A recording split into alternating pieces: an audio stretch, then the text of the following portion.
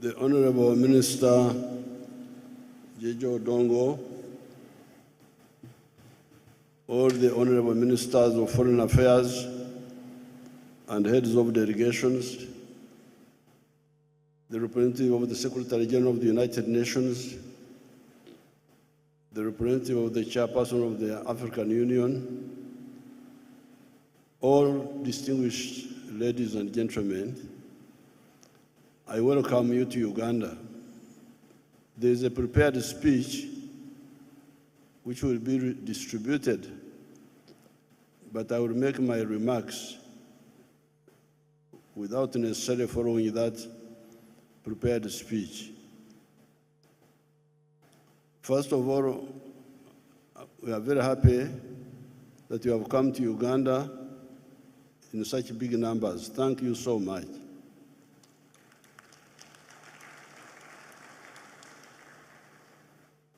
Secondly, we want to thank you for having honored us with chairing the NAM for this period. Thank you for putting so much trust in us. Thank you. When I look at what's happening in the world, I feel quite sorry because people are behaving as if life has just started. Yet, the human race has been here for 4.5 million years. Most of that time, the human beings were living only in Africa. So I normally like to joke with friends that all of you here are former Africans, all of you, because you all started here, but migrated out of Africa to populate other parts of the world. Now, in these 4.5 million years, we have two categories of problems. Category number one is oppression of man by nature. That's how it all started, where you have natural phenomena like floods, like drought, like a disease, like earthquake, like hunger, oppressing people. However, man, because of the intelligent brain, has been finding solutions along the way. Started by making primitive tools to solve some problems. Then, 1.5 million years ago, invented fire, and the invention of fire caused big changes in society. That's how people stopped from living in trees and started living in caves. And that's why we here in Uganda, we regard the development of science and technology as the primer of human change, of societies, of changes in society. So therefore, all this time, when the different societies improve capacity to control the extremes of nature, improve science and technology, domesticate agriculture, like happened many years ago, then invention of iron, then the invention of the steam engine, and the other subsequent changes, the Industrial Revolution, we should feel happy for the whole of humanity. We should not be selfish that we should monopolize technology and advancement and affluence. When China was transforming, although we were far from China, we benefited from the changes in China. I remember in 1986, the price of steel had gone down to $200 per ton. And when we were trying to develop our steel industry here, we were told that no, don't bother with the steel industry because there is no demand for steel in the world, that there is a glut, what they call the glut. There's too much steel for your industry to be economic. This was, however, false. Yes, there was a little demand for steel because at that time, prosperity was only in a small area of the world. Prosperity was in Western Europe, North America, and Japan. And that's why so the demand for modernization items was small because the beneficiaries were few. But when China started transforming, modernizing, and India and Vietnam and other Asian countries, and even Africa to some extent, when they started modernizing, the price of steel went from $200 per ton to $900. So the transformation in China, in Asia, in other parts of the world, directly affected us here. The price of copper went up, the price of steel went up, the price of cement went up a bit because of the changes that were taking place in other parts of the world. So therefore, it's not correct for people to mix up issues. I've told you that operation of man number one has been operation by nature. Here in Africa, we are still suffering from a bit of that. We get droughts, we get famine sometimes in some of the countries, lack of electricity, disease, we still have those burdens. But we are struggling to control them. Here in Uganda, we are struggling. Now, the second operation is operation of man, by fellow men. This came along when man was beginning to advance. Smaller groups of human beings started trying to control other groups. This is what causes now conflict among the human groups. So therefore, the two conflicts must all be well understood. Once there is advance in the control of nature through science, we should be very happy, and there should be no conflict. I don't see why anybody would worry that country X and B and C have come up out of poverty. They have come up, they are more prosperous.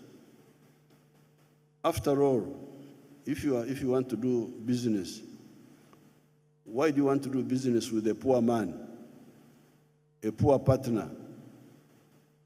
How much would he buy from you? Why don't we want all our partners to be prosperous so that we can do better business? Business is production and consumption. If you produce and nobody buys, there will be no business. So it is very important for all of us to understand this dynamic of business has two sides, production and consumption. In Europe, when there was changes in Europe, after Adam Smith helped Europe to understand the efficiency of the private sector in his book of 1776,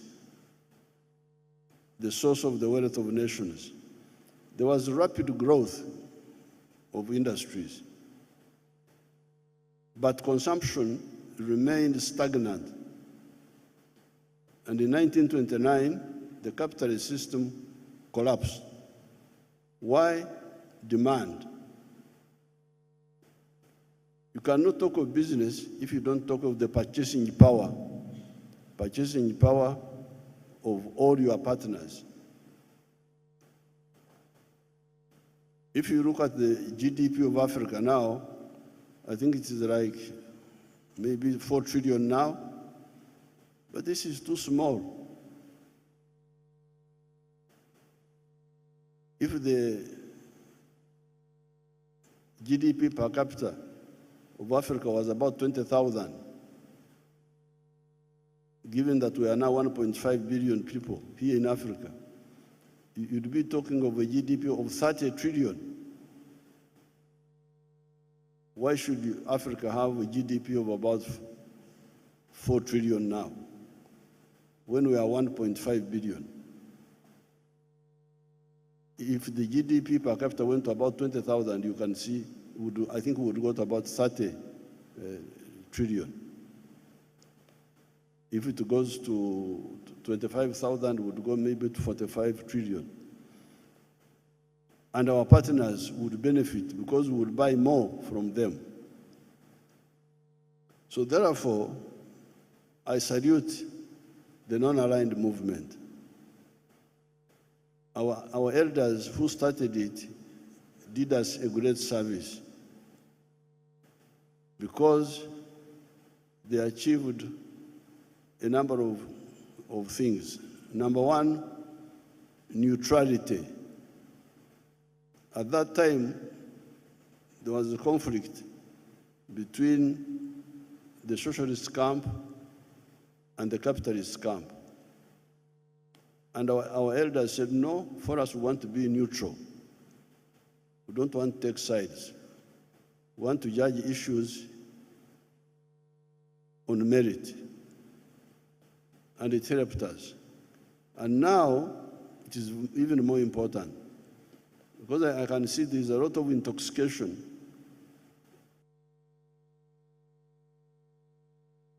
There's a lot of intoxication with the wrong ideas in the world. The ambitions of hegemonism will not work.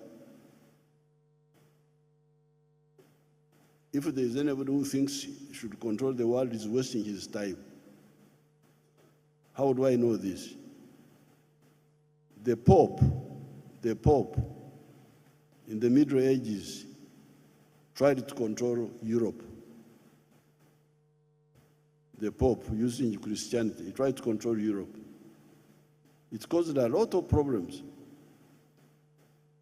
There was what they called the 30 Years' War in Europe. When one of the kings of Europe, of England, wanted to become a Protestant, but the Pope would not allow anybody to change from Catholicism. You know how much chaos that caused. And in the end, the Pope failed. If you go to Europe now, to Rome now, the Pope is just in a small area called the Vatican. And yet he wanted to control the whole of Europe at that time.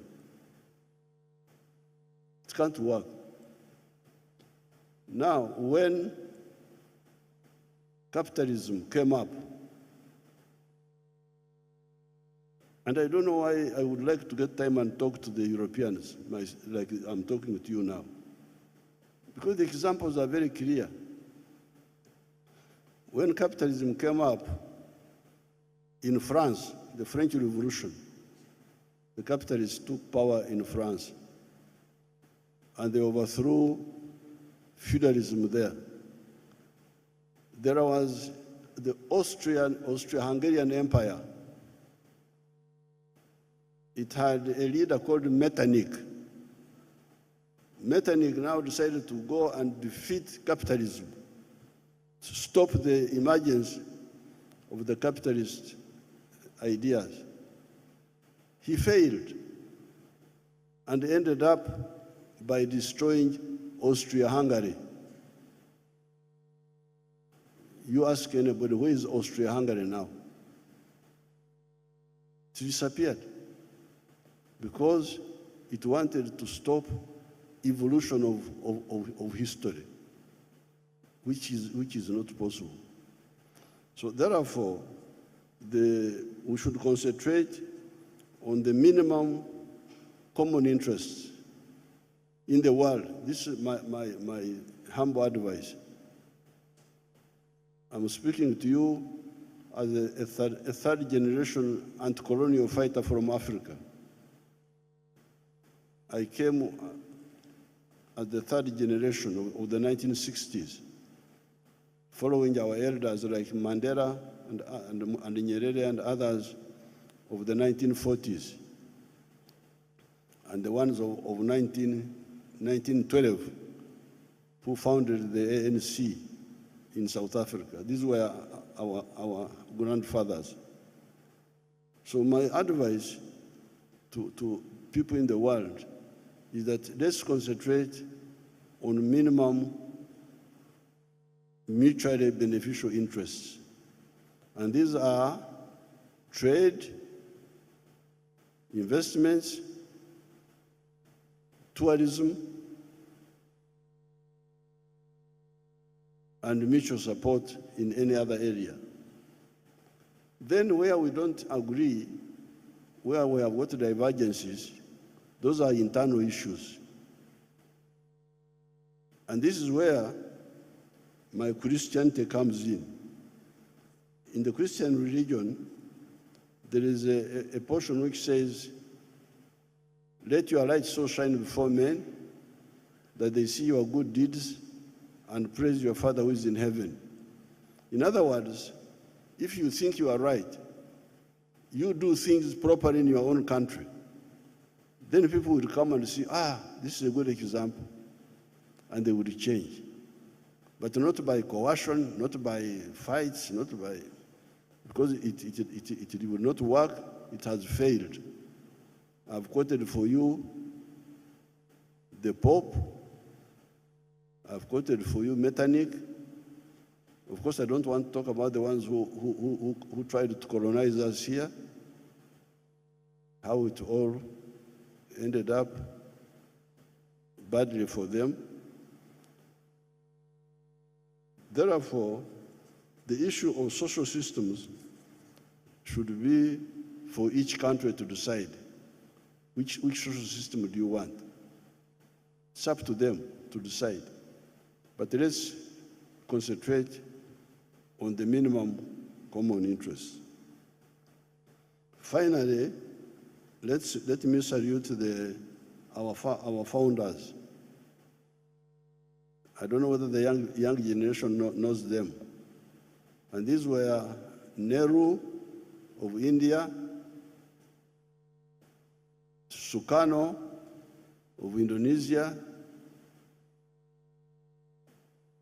Tito of Yugoslavia, Nasser of Egypt, Zhou Enlai of China was there in that meeting in Bandung.